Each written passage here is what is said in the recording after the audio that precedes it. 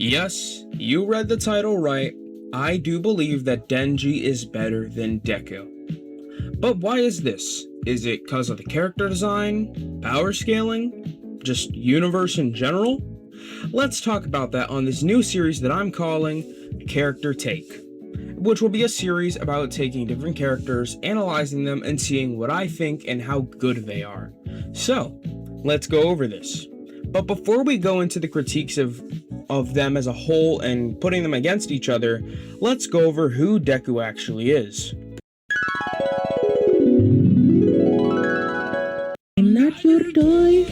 Not your tenure! In the world of My Hero Academia, powers and mutations are called quirks, and they are present within everybody in the world. However, Izuku Midoriya did not have this pleasure. In fact, most of his life he didn't have pleasure at all. He grew up with his mother, Inko, and his father who was not around, Hisashi. Both have quirks, Inko having a light telekinesis quirk, and Hisashi having fire powers.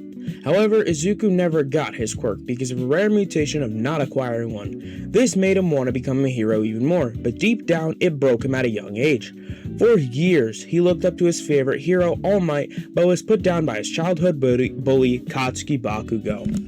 Eventually, when they were finishing middle school, Izuku would save him from an ugly booger monster one day, and eventually would be trained by All Might, who was actually currently losing his powers. I am All Might! Eventually, he would be enlisted to UA after months of training. You see, a power like One For All takes a lot of toll on the body if not trained properly. This could kill someone if they were to use it. He would gain friends like Ochaka Uraraka and Tenya Ida, and he would fight large villains along the way through his journey in life, like Stain, Toga, Twice, Overhaul, and in the distantly related, through quirk, Shigaraki. You see, all the past users of One For All eventually bestowed to someone else. This caused all the users to be trapped within the quirk itself as a type of fond memory or a spirit, which is why we have him related to Shigaraki because of Nana Shimura, who is the grandmother to Shigaraki. Throughout the series, Izuku would adopt the name Deku, which means something more insignificant or something to be belittled. But he would turn this into a symbol of hope for many through the terrible times and even becoming a vigilante. At the end of the day, Deku is a symbol of hope for many in the series, until, of course, he loses his power. Hey, Power! You're gay! I did it already! Spoilers for the anime only. Skip to this part of the video if you don't want spoilers for the rest of the series. Anyways, Denji grew up in poverty with his father, and eventually he would kill his own father, thinking that it would get rid of the debt. However, though, it just passed on the Yakuza's debt right to him. During the funeral, well, if you could even call it a funeral, he would meet Pochita, his new partner in crime. Pochita and him would eventually start to gain some yen and would live off of different scraps they could find throughout his life just to pay off the Yakuza debt. Eventually, the Yakuza would lead him in and would kill him with the zombie devil, causing Denji to die, but eventually become reincarnated with Pochita. Pochita telling him, これは契約だ。私の心臓をやる。代わりに、デンジの夢を私に見せてくれ。 After Denji's revival, he would eventually fight the zombie devil, take it down, and would be recruited by Makima into public safety. He would meet his temporary buddy, Aki Hayakawa, before getting his proper buddy, the Blood Fiend, Power. We also get to meet other members of public safety like Kobeni, Himeno, Izukaru, Angel, Beam, Princey, and Galgali. Through Denji's new work life, he would face different monsters and people trying to kill him. He would face a distraught grandson, a woman leading him on with her wretched love, fighting the Jolly Man Santa himself, an assassin with a harem, a demon made from infinity, a giant bat in Leech, and even fighting his own friends. One of the most major ones he fought was the Darkness Devil, which after the encounter would change Denji and Power's life of supposedly being siblings from many fans to showing them in some oddly intimate scenes. After this Darkness Devil era, Aki would eventually make a deal with Makima, causing him to get attacked, and Makima would also get attacked by the Gun Devil.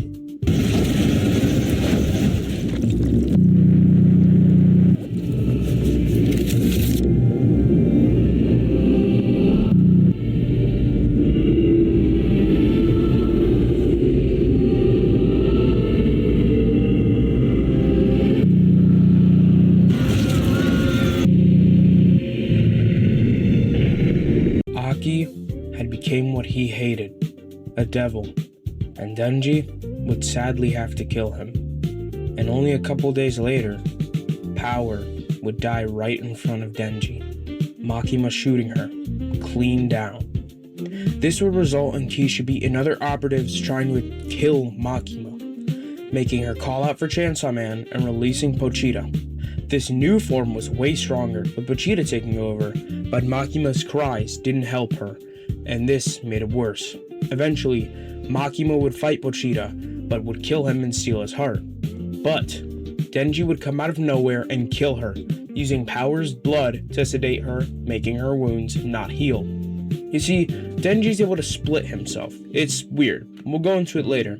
In the second half of the series, he loves becoming Chainsaw Man, but the reason is because he wants women's attention.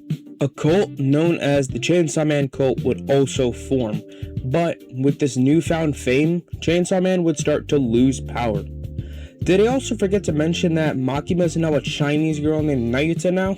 Yeah, basically, Makima is one of the four horsemen, and she reincarnated into Nayuta. And now, Nayuta is the new control devil and acts as a little sister with Denji. Denji's new life is now set in stone. He's going to school, he's meeting new people, but he also has to defend against a new war that's coming.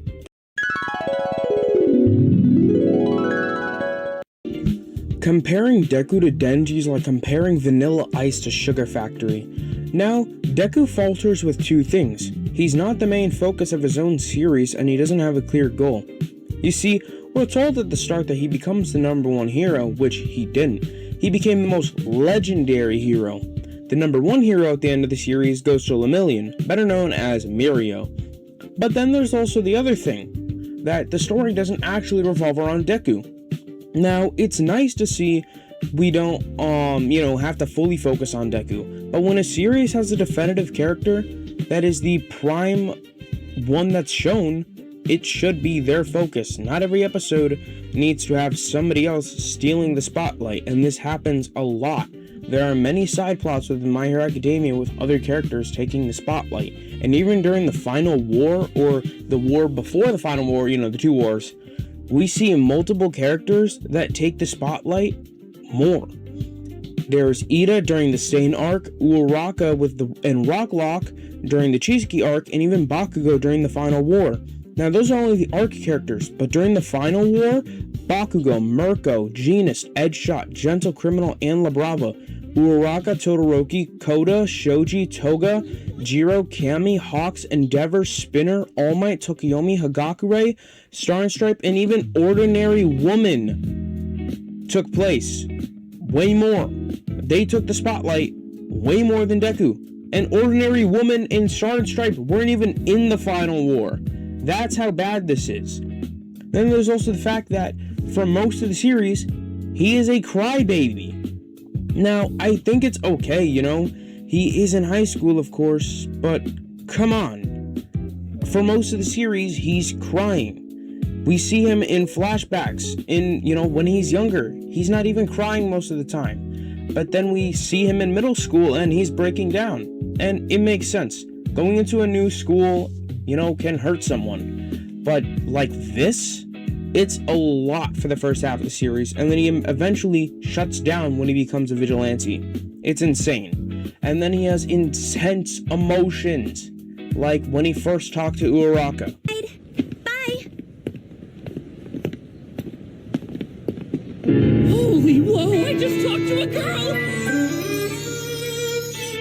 But then you have someone like Denji, who had an actual clear motive and plot of what he wanted to do, and was the actual main character of his own series, of course, until the second half, where he stopped being the main character for a while, but then he started becoming the main character again.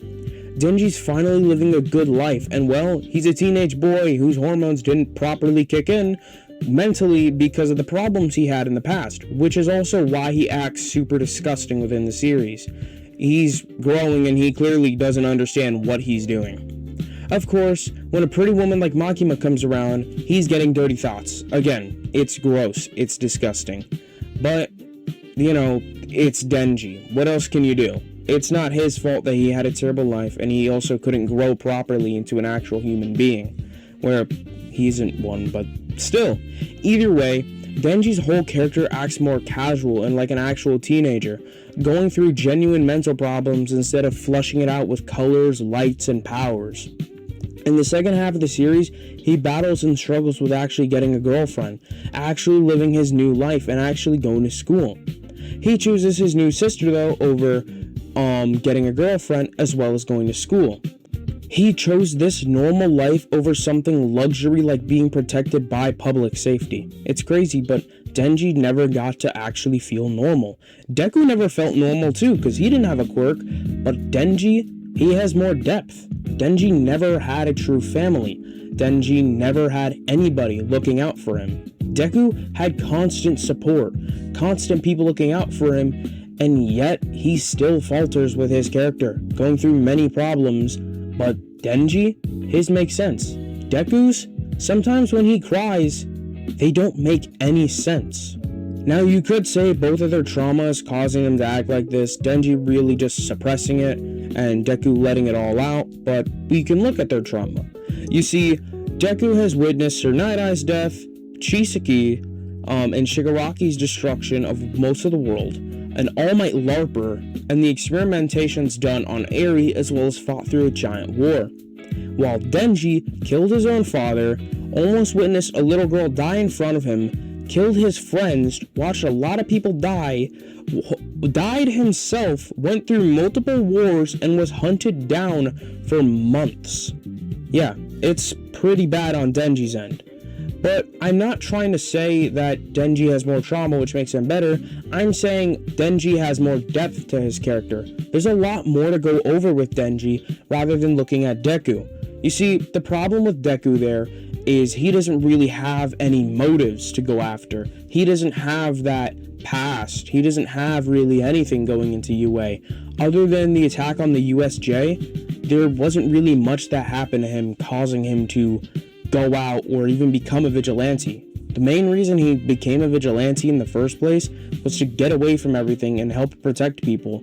But him pushing everybody away does not, advocate for him in any way. But rather, Denji going out of his way to save multiple people is done through the pursuit of him wanting to find love. Anyways, that's gonna be it for this video. Like, subscribe, and play fighting games.